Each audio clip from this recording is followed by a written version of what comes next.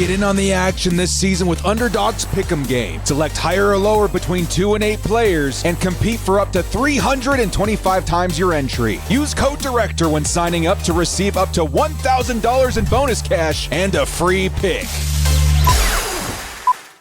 Yo to Bolt fam, it's the Director. Chargers fans, you know what? It depends on who you ask.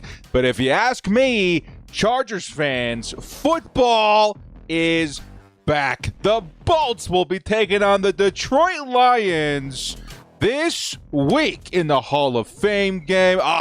I'm so excited, dude. I don't care what your idea is of the actual season of football, preseason, all this stuff, your opinions there.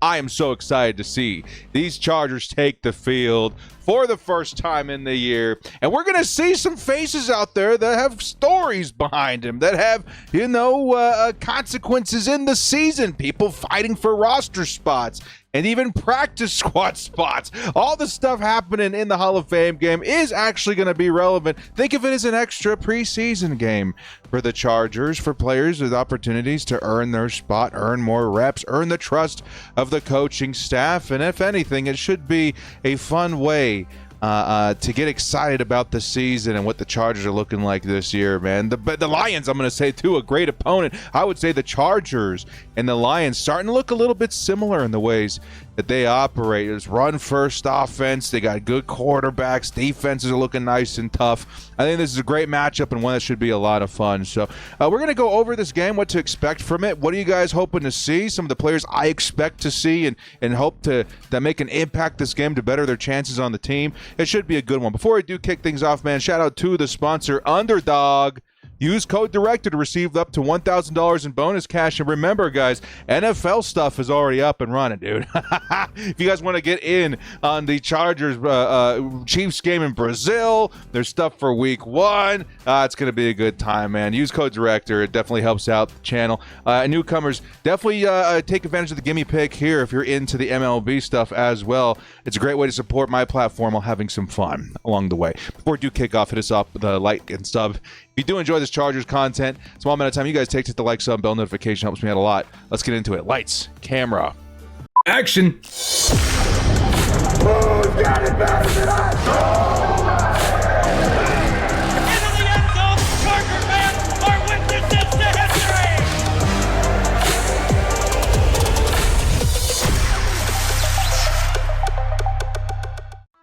Your Chargers versus Lions Hall of Fame game preview. A preview for the Hall of Fame game. I may be the only one on YouTube doing this. Am I the only one on YouTube who's absolutely stoked about the Hall of Fame game? Maybe, but it involves my Bolts, my beloved Chargers, so we're going to talk about it, man. Things to watch out for. Now, the first thing I wanted to do was give you guys examples and evidence of what to actually expect in this game. I think the number one question I'm always getting is, Director, are we going to put our starters out there? And, if honestly, if it were up to me, I don't know if we do that. The whole idea about, throwing guys out there, there's a risk factor. It doesn't sit well with me, but it's not my call. It's the call of the team, the call of Jim Harbaugh. And ultimately, he does things in a way that really does work. And if we take a look at the Chargers preseason game last year, the Bolts did take on the Seattle Seahawks. It was definitely not a win, but it was a very illuminating loss, giving the Chargers a look into what they were looking at in that season. You guys remember Luis Perez, Max Duggan, Easton Stick, and at some point the Chargers did move on from them and did grab themselves a new backup quarterback. I'm starting to wonder if this is the correct season right here. Let's go take a look back at the Chargers. This should have been 2024, right? Yeah, preseason. It is game 1. Okay, it just seems forever ago because look at the names on the list right here. And it's kind of getting you an idea of who the Chargers were throwing out there on the field. Let's actually zoom in a little bit since you guys can't see the names quite as well as I can. At quarterback, you had this three-way battle going, which is going to be very familiar to what we got going this season. Obviously, no Justin Herbert. We may have had Heineke at this time last season too. I don't remember. When was Heineke signed? Either way, three-way battle at backup quarterback. You can take a look here at the attempts. Pretty even with Luis Perez and Easton Stick. The rug got pulled out of underneath Max Duggan pretty quick there, though. At running back, looking at the carries, Jarrett Patterson, who's still on the roster, he may get the same treatment in the Hall of Fame game. Elijah Dotson, Isaiah Spiller. deep backups were the ones that the Chargers threw out there in the first game. And then in terms of receivers, again, very deep backups here. Simi Fayoko, you'll remember. Jalen Johnson, Stone Smart, like the third or fourth string tight end. A little bit of Donald Parham. There were maybe a couple of instances where you're like, okay, there's DJ Chark for one little instance, or some of these guys, but for the most part, it was the deep backups, which is what I'm expecting to see in the Hall of Fame game. And the same thing can be said on defense. Actually, we did see a rotation of guys that I wasn't expecting to see out there. Some of the guys like Dean Leonard, maybe a little bit, Nick Neiman, the special teamer, but Tuli Tuipulotu was out there a little bit. And if you guys remember, like JT Woods, Jasir Taylor, there's Will Dissly, probably special teams or something, right? Yeah, these are some guys that, you only have so many people on the roster. They're going to get everybody kind of getting a rep out there. And that's probably how the Chargers like to operate anyway. They want to get a little bit of, everybody's feet wet a little bit, kind of give some evaluation for all the guys. And so based on what the Chargers did last season, that's kind of what you can expect to see. And the same thing can go for the Detroit Lions. The Lions last season, let's go ahead and zoom out a little bit so you guys can see them on the left side there. They rolled out with Nate Sudfeld, Hendon Hooker. And in terms of rushing yards, you did not see any Jahmyr Gibbs. You did not see any of their starting running backs out there. It was all the backups, right? Remember Jake Funk? I remember Jake Funk. Zonovan Knight. Yeah, like these deep backups are the ones that you're expected to see. In terms of receiving, Donovan Peoples-Jones, Antoine Green, James Mitchell. Like, you're not going to see too much, and you have to expect the same thing in the Hall of Fame game. But again, we're not Lions fans, so we don't really understand the significance of those camp battles and those players and those narratives. But I'm sure Lions fans could tell you, who's fighting for a spot and who's hoping they have a good performance in this game. All right. Now, lastly, to kind of give us some look into the future, what did the actual Hall of Fame game look like last year? Who did these teams throw out there? Who were they willing to put on the field? What sort of performances were we looking at? Well, last year it was the Houston Texans and the Chicago Bears. Houston would roll out with Davis Mills, Case Keenum, and Tim Boyle. Again, very, very reminiscent of the Chargers and the Lions. Just all the backups getting, some reps out here. Bryce Ripon, or is it Ripon? 15 attempts, definitely led the Bears for the most part of that game. And I remember this game actually looking pretty good for him. 166 and 3 touchdowns. There was some talk about him in the preseason. And rushing, you got some carries for Khalil Herbert, for Roschon Johnson. They had some deep depth there at running back. So you're able to see some familiar names that you were hoping to see some action there. On the other side, J.J. Taylor, Cam Akers, I remember he was fighting for a spot. We have a similar narrative on the Chargers this season. British Brooks, like guys that I could never tell you. And in terms of receiving, again, all of this is very familiar. And the reason that we're kind of going over this is because as I kind of pick through the Chargers roster and show you some of the guys that I expect to see some action this weekend, you can kind of reflect back to these games like, okay, yeah, we did see maybe a starter here or a starter there, but for the most part, it was these types of players that we were looking at. And I also wanted to attach to them some narratives behind each player. Like, this is why it's significant for this player to have a play or two, or show some flash in the Hall of Fame game of all environments, because he is fighting for opportunity. Okay? So with that being said, Hall of Fame game, I'm not going to say it was the most exhilarating game in the world last year, but it was football. We did see some points scored. What is that? 31, like almost 40 points. Like, it was definitely what you would expect from a Hall of Fame game. But there were narratives for both of these teams that were significant to individual players, and that's what we're going to start running into right here. Why are we not seeing 18 on free? We should be seeing a different photo here. Well, let's go ahead and start here with players to watch.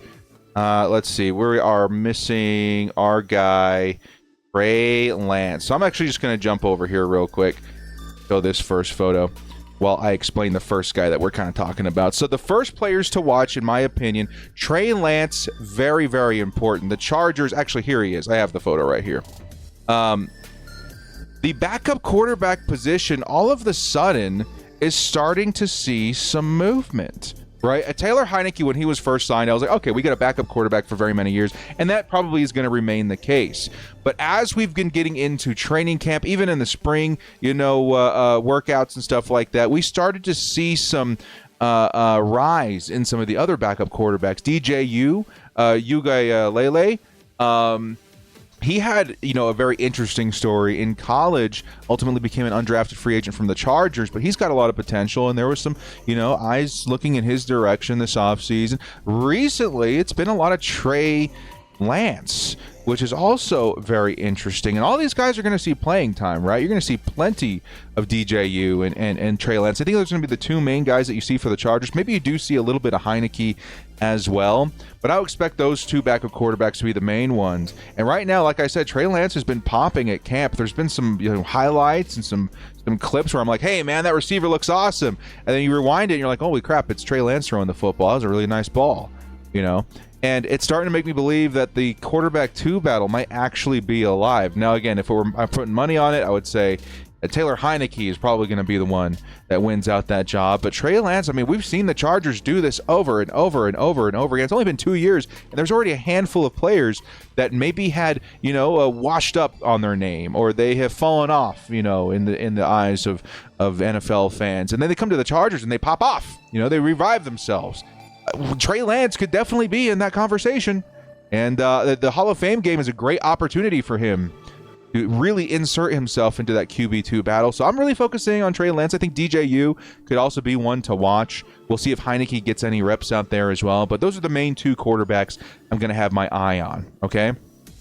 Next up, running back. Now, this is the photo I showed you guys. Like, why are we showing a Bills player? Well, it's Nyheim Hines, okay? Couldn't quite find a photo of him in the Chargers quite yet. He's very fresh, very new, and just like we were talking about with Trey Lance, the Chargers have been attached to players where they are reviving careers. They're bringing guys that have seen a lot of really good potential, and they're bringing them back. And Nyheim Hines was recently signed, I'm going to say coincidentally or not, in and around the time that Najee Harris got injured in the offseason, a firework incident, freak accident, whatever the case may be, they brought in Nyheim Hines. And again, like Trey Lance, I'm seeing some very interesting stuff from camp, dude. Like his film and his tape or whatever, his highlights, the clips that we're seeing from camp, actually looking pretty impressive. And so in my eyes, Nyheim Hines, it might actually provide some stable competition for, I'm going to say mainly Kamani Vidal. I feel like they have a very similar skill set. They're a passing downs guy. He's a decent blocker. He's obviously been a great receiver in his time with the Colts and the Bills, right? I think there was one more team in there as well. So Nyheim Hines, one to kind of keep an eye out. I would expect to see him a little bit even in the Hall of Fame game if he's healthy. But this also goes the same for the other backup running backs. Now, of course, we might actually see, and I'm not going to get anybody's hopes up because it's a Hall of Fame game for heaven's sakes, but we might see a good handful of the rookies, and that could include Omarion Hampton. Maybe for a very limited stint, one drive, couple snaps, who knows. So again, I would be ecstatic to see number 8 out there. But the backup running back's also very important. There's going to be a real battle there for running back 2, 3, 4, etc. Of course, Hassan Haskins, a special teamer. Who knows if his job is absolutely secure? I would say more than likely than not it is. Hassan Haskins has been a nice special teamer out there. But you got other guys like Rocket Sanders and Kamani Vidal who are also striving for a backup role or, more work or whatever. And you might be able to see them with some opportunity in this game. Rocket Sanders, you guys will remember, very, very nice rookie prospect coming in. Very big, very fast.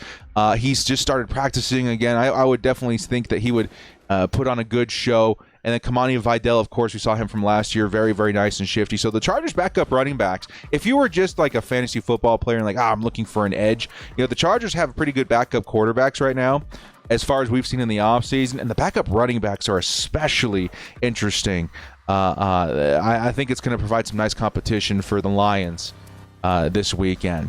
Next up, let's talk about some receivers out here, starting with one of the tight ends, okay? And I'm completely covering the guy. Let me see if I can move him over to the side a little bit. It's going to be Oronde Gadsden.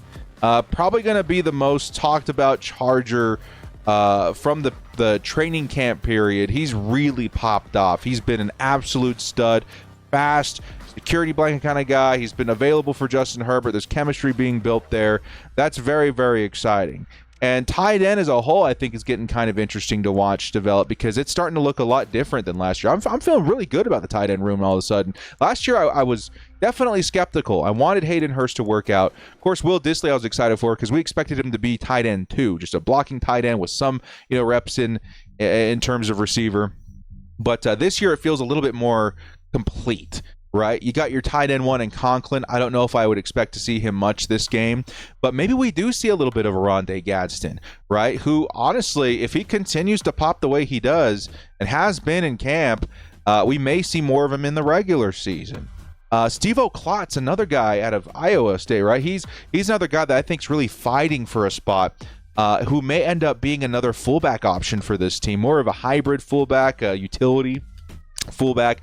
That's got more catching and receiving capability than our other guy in Scott Matlock. Scott Matlock, a very nice power, fullback. He's got a lot of, strength and momentum on him.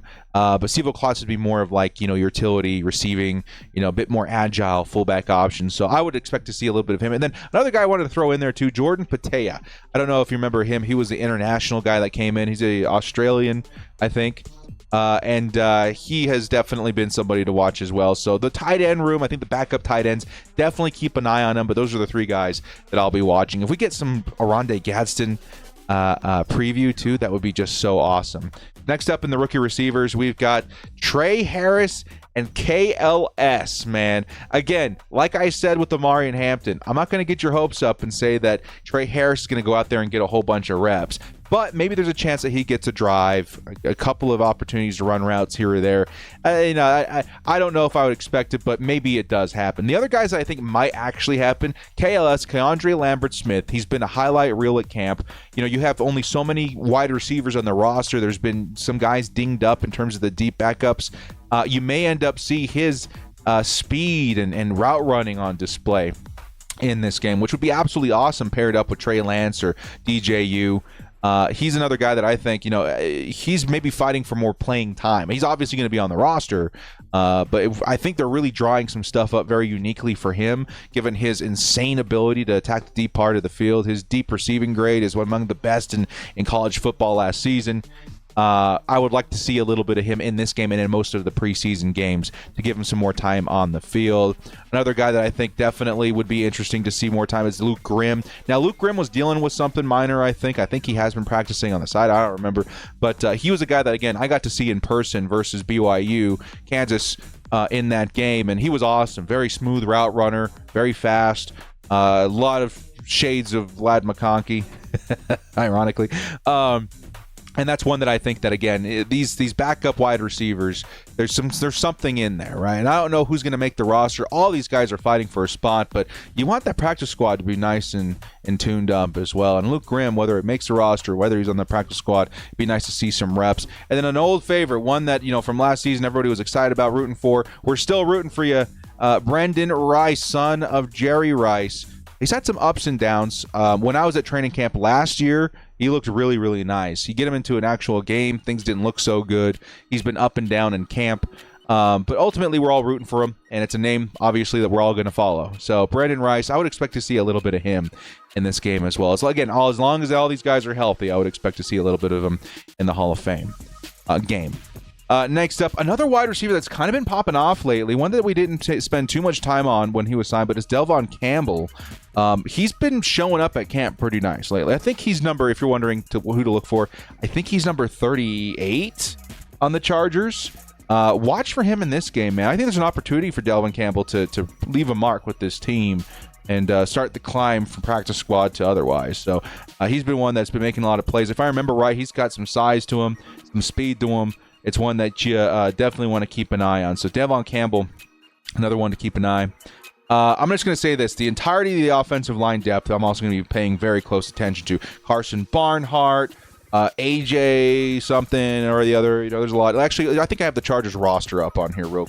Yeah, so let's just actually go. The guard and center position, actually kind of important to see who's in there, right? So Andre James, it would be interesting to see him get some reps. Let me actually push this up for you guys. Andre James would be interesting. Josh Kaltenberger, again, I couldn't tell you half of the guys coming in terms of backups. It's interesting to see, what we have out here. Offensive line guard, very important. Again, Carson Barnhart, let's see him ascend a little bit more too. Nash Jones, I remember talking about a little bit. Branson Taylor, the new guy out of Pittsburgh from the draft this year. Maybe we see a little bit of Trey Pipkins playing swing and guard or whatever. But these backup offensive linemen also, to me, important to pay attention to because, again, the depth on this team it's looking a lot better than it has been in a long time. And offensive line, particularly in the middle, needs to make sure it's nice and reinforced. Okay? Then finally, a couple of guys to watch on the defense. Some of my favorites to keep an eye on. R.J. Mickens, who I think is number 27 now. Formerly, of Clemson. Very, very talented ball-hawking DB. I was very impressed that we got him in the 7th round, right? Or the 6th or 7th round. I was shocked. I was like, man, this is going to be such a freaking value. He's definitely one of those guys that you're going to see rotated. And you might see him played more in the regular season than a lot of us are expected. I think it's an excellent value, one that I would hope to see a lot in the preseason, but another player that in the Hall of Fame game could show a little bit of talent there. Nico Reed from Oregon, another guy that I think we got undrafted, which I thought was also, pretty shocking that he went undrafted. I expected him to go late in the draft. Another guy that could be a really nice guy in the nickel, decent coverage. Who knows? But again, these backups, the Chargers, they've done a lot of good work with, less than household name DBs, and some of these guys I'm already knowing coming from college, so there's a good start, good platform here. I didn't quite know Triquez Bridges, but he's been looking really good in camp too. Really big defensive back. He's wearing 31 right now, I think in honor of Crow, right, if I remember hearing correctly, which is pretty cool because he measures very similar to Antonio Cromartie.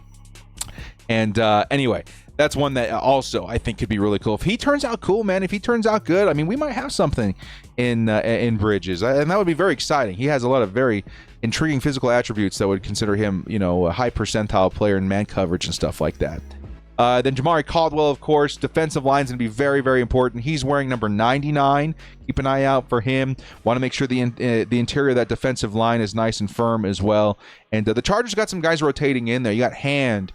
You got Jones, you got Caldwell, you got Tart, Christian Wilkins could be on his way. It could be insane, man. So yeah, those are guys that I would expect to see maybe a little bit of action in that game. Did you guys hear what happened? You guys hear what the accusation was with Christian Wilkins? Let's just say he was a little playful with one of his teammates and they took great offense to it. And that, on top of the rehab stuff, led the Raiders to cut him. I mean, honestly, guys, at this point, just considering what I'm hearing about Christian Wilkins versus what I was hearing about Teair Tart before we signed him, I think Christian Wilkins would be a target for this team. I really do. I think that would be so hilarious. Let's bring him on, man. I'm endorsing it now. Let's get Christian Wilkins on the Chargers. All right.